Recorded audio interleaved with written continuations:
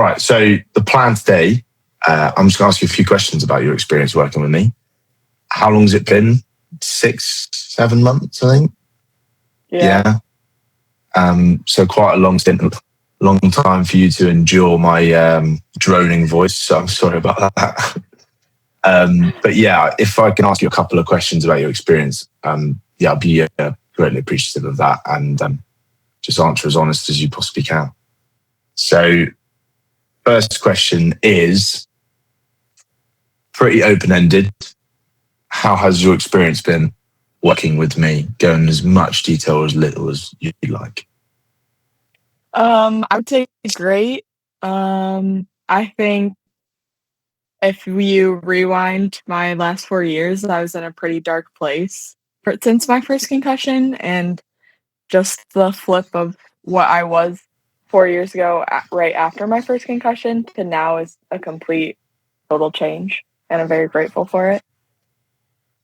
Amazing. Well, you're very welcome, and it's been a pleasure to see you go from where you were to where you are now, which is, I would say, some significant physical change in the symptoms, but also a lot of mental change as well.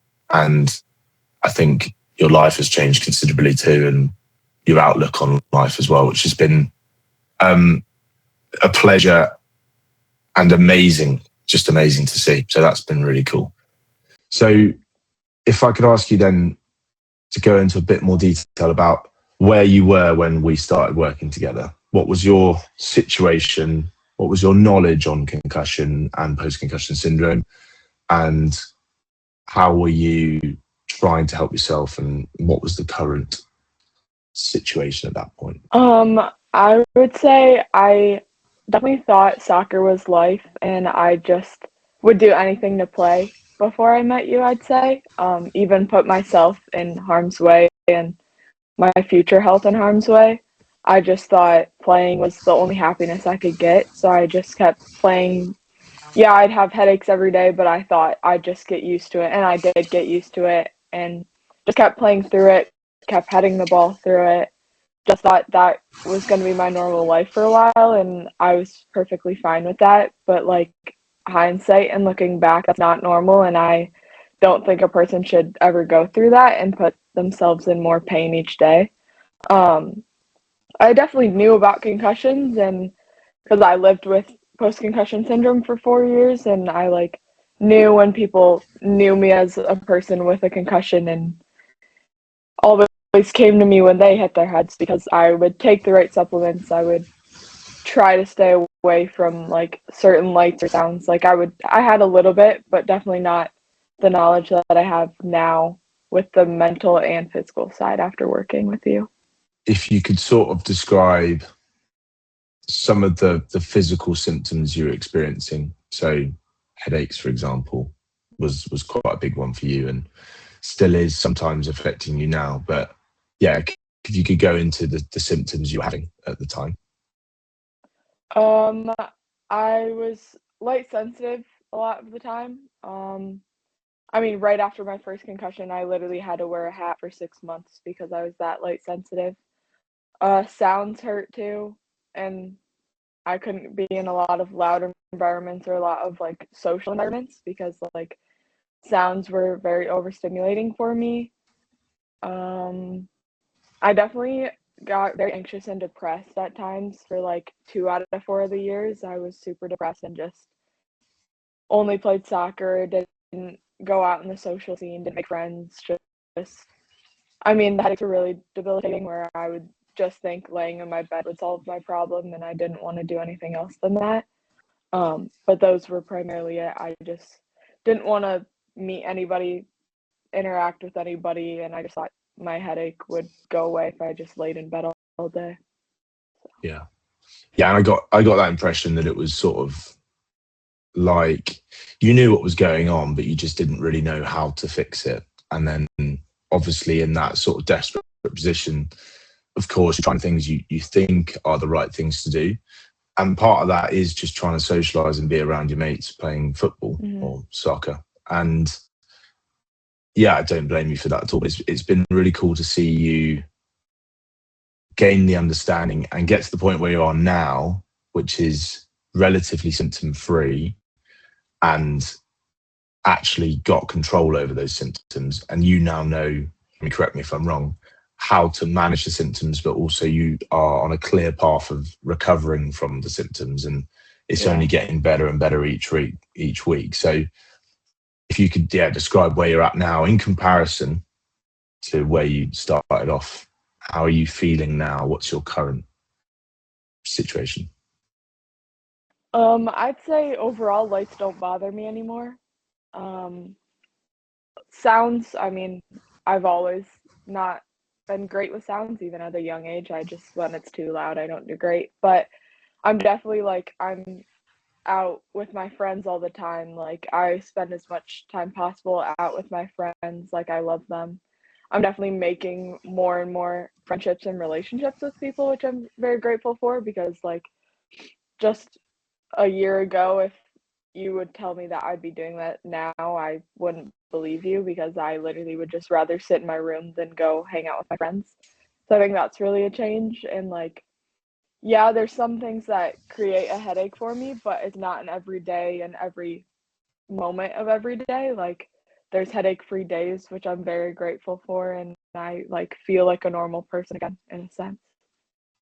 Amazing. And yeah, I think so. I speak about it a lot with my clients. I think it's part of this recovery process, and it's normally the point where we then sort of part ways, and it's amazing to get to this point. And I think the trigger for that is that sense of normality. And I feel like you've got that to that point now, and you are having a bit more of a normal life. Whereas, when we first started working together, it was really not a normal life for you, and that was tough to see, obviously. But it's amazing that you've got to this point, and so obviously you're not fully better now, but what's giving you the confidence to go away and live your life, even though you've still got some symptoms and you're still managing those? What's giving you the confidence to go away and do this on your own now? I'd say I definitely like have the resources and the knowledge of like when it goes wrong or I'm not feeling great that day, I have the tools and knowledge to like get better and help myself in a sense. Like, you've definitely supplied me with those, but also know like one day isn't the end of the world. Like, sometimes you do have bad days, but maybe the next will be better if you do the right things.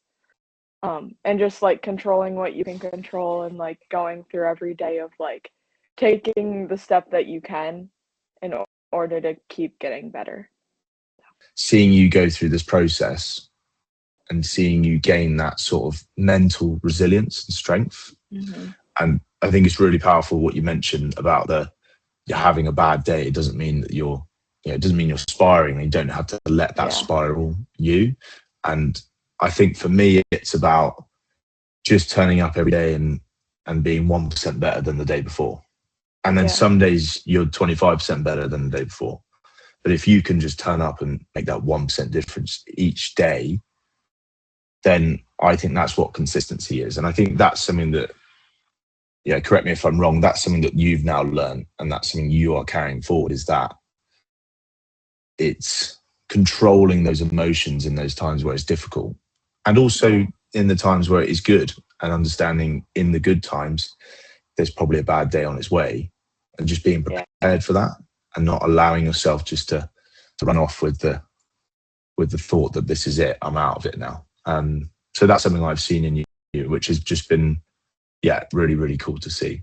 So looking at post-concussion syndrome recovery, I would argue, and it's my philosophy, that there's so many external factors that come into it. And I think there's a lot to be said about how, especially athletes that are not playing their sport, can get trapped in symptoms and get stuck in that sort of negative thought loop and pattern, because they're not playing the sport they used to love, or they still love, and they're not allowed to, or not able to at the moment, or they're having to fully give it up. So that's something we've worked on a lot. So would you like to just describe that journey for you and your where you're at now with it, where you were before, and yeah, just go wild with it. I mean, 7 months ago or whenever I got this last concussion, like my coach, when she told me like you should think about never playing again, I never had thought about it before because I just thought I'd play soccer for as long as I possibly could because my end goal is to coach. So I never like thought about quote unquote retiring or having to give it up early. I never had crossed my mind. Um, and this last concussion, I definitely, for the first 3 months of working with you, I think I struggled with that. And that's, in a sense, why it took so long or why we've spent 7 months together is because I didn't want to accept like not playing or having to maybe give it up for maybe 2 years, maybe a little bit forever, just like professionally wise. Um, but I think once I accepted that, I think my recovery just took off and I could actually like start to find who I actually was without soccer. Because that was definitely a mental battle of who am I without the sport that I've played since I was 2 years old. Um, but I mean, yeah, it's hard, but I think like now looking at life, it's just there's so much more I could do with my life rather than just play. Like even I get asked literally what feels like every day right now is like, will I keep playing in like 2 years? Like, will I come back and play? And I think I just like have worked so hard on the mindset that I have now is I'm like, maybe I'm okay with not playing. Like, of course I'll play for fun. Like I literally did this last weekend, not like fully play, but I'll kick a ball around. Like it's fun like that, but like would I ever play on the level that I could have or was? Maybe not. And I think coming to accept that definitely was really hard and still is sometimes, but I'm very grateful to be in the chapter and moment of life that I am right now and accepted the fact that I can't play and it's okay not to play. Yeah, and that's obviously I've gone through a very similar journey myself, and that's incredibly difficult to come to terms with. I'm super proud that you've been able to do that. I've seen you go through that whole process and journey, and there were some really tough times, and I think you fought through those times really, really well, and you can be extremely proud of yourself. Yeah, and I'm just glad that I was able to give you a little bit of insight into how you might be able to manage that. What do you think you learned along the way that allowed you to do that? Um, I mean, I think most of this, yeah, we focus on like the physical aspect of it all and like the symptoms and stuff. But I'd say like within this past 7 months, we like worked so much on like my mindset and mentality of just life. Like, yeah, not playing and yeah, finding joy and what I feel in soccer and other things in my life. I think that's just like in my mind, my biggest takeaway because like even when life doesn't go my way and I've like all these outside stressors, I think about it a lot differently now than other people do, which I'm very blessed with and yes, it can be frustrating at times when you don't think like another person, but it's nice looking at life like this because yeah, life is hard, life is frustrating. It most of the time doesn't necessarily go your way, but like continuing to battle through and just finding the positives and finding the good and just one step at a time. Yeah, brilliant. And yeah, I think I'm in that mindset as well of just like life is difficult, and I think it's all about how you react to the issue or the problem that you're facing. And that's something that I think you've become incredibly good at over this time. And I think you've always done it. I think perhaps it's just we've been double downing on it because it's Yeah. what you've needed to do, and shedding light on the fact that you've got that ability. And then now you've got that skill, you can use it even more. So that's been really cool to see. And again, I'm just super proud of you for doing it and getting to where you are now and beyond. I'm sure you're going to do some really cool things with that mindset. So that's really cool. yeah, what's stood out and what's been really helpful to you in terms of the physical rehab stuff? I mean, obviously, I'm gonna put emphasis on the bike and heart rate stuff. I think that's really important, and I think that's really helped me in recovery too and get symptom free. You obviously have to build up to that and like be a bit symptom free before increasing and continuing to do that. And I think I struggled with that a little bit. But I mean, once you know the heart rates and where your symptoms go and fluctuate at, I think that's really important to like keep emphasis on and keep doing, like little by little building your way up, because yeah, once you hit a certain zone you might just excel and be perfectly fine, like you just never know, but it is really important to build up. I think the ocular and like the neck stuff is important too, just to retrain your brain, because like my eyes back when I was in high school still, my eyes and brain weren't on the same page. So like doing the eye exercises and the neck exercises are super important, I think, just to like create strength and stability and just know that like if you do those exercises, your everyday life will get easier. So I think that's really important too. Yeah, and I think you hit the nail on the head there, where you sort of mentioned it's little by little, and you've just got to be quite patient with it, and that's something you did really well with, because there were times it was just really slow and it was stuck on a heart rate zone for a long time. Yeah. But it was all about just turning up day in day out and just getting something done 1% every day. Yeah. Sat here now then, after having worked with me, and we're obviously parting ways, which is really sad in a lot of ways, but also amazing, because it means you're getting to the point where you're better. If you could give a message to someone who's umming and ahhing about working with me, or actually just anyone who's not sure whether they should go and get help for their post-concussion syndrome and what that looks like, what would you say to someone who's sat in the position that you were sat in 6 months ago? I'd say reach out. I know you're probably in a really dark place or have been in a dark place, but you can get better if you get the right help.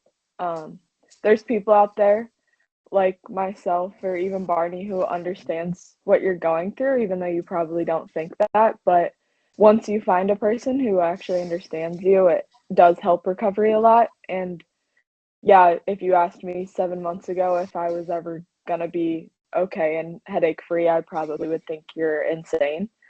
But you can get to that point through a bit of hard work, but actually having help and having people who care about you and want you to get better.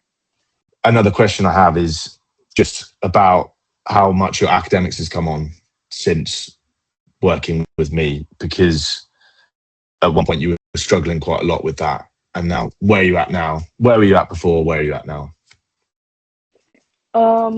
Back in high school, it was definitely really hard right after the concussion. I mean, if you go all the way back then, I couldn't even make it a week at school because just how overstimulating it was. And I mean, I'll say it now, my mom helped me with so much, and I probably wouldn't have graduated without her because she wrote lots and lots of papers, even freshman year of college she did, because I just like, if I worked too hard at academics before meeting you, like words just were words and nothing was going in my brain, and I would literally just have a panic attack and just break down because I'm like, how am I supposed to do anything when literally nothing makes sense? To flash forward to now, I mean, somehow, I say somehow, but you're not gonna say somehow, I got like 2 100s in my classes. Like, I actually can do it myself, and I can do projects without my mom walking me, holding my hand through it all. Like, I can actually do my schoolwork myself and be proud of it and know I'm gonna get a good grade. I mean, I even had to take physics this year and I finished with a 97 in the class, and that's a lot better than freshman year of college when I barely passed anatomy and phys. So, yeah, it's definitely a major improvement that I'm very grateful for. Yeah, and that's I think that's the most impactful thing for me. And you've never actually described it as that, like that before. And it's got me a little bit choked up, I won't lie. Um, yeah, that's just incredible to hear. That is really like, that's hit me like a train, actually. That's insane. Um, yeah, thanks for laughing at me, but yeah. Sorry. It's honestly been such a pleasure to see you go from where you were to where you are now. And I am genuinely like incredibly proud of you. And there were some times where it was just like, I didn't really know how long it was going to take for you to get through this. And Yeah. I was really worried about you a lot of times. And it was just so, mate, you're such a fucking warrior. You are so brave and so committed. And it's just been fucking awesome to see you go from where you were to where you are now. And and I think you've become, a more well-rounded individual in so many ways as well. And it's just, you've battled through some of the hardest things you will ever battle through. Yeah. And I just feel extremely lucky to be a part of that in some sort of way. And just see you go through that. It's just been fucking awesome, mate. So yeah. Thank you for that. Thank you for letting me experience that. And thank you for trusting me to allow you to get through this, you know? Yeah. Yeah, it's been really quite a journey. Yeah, and you're fucking awesome, mate. So well done. Thanks. Sorry. Yeah.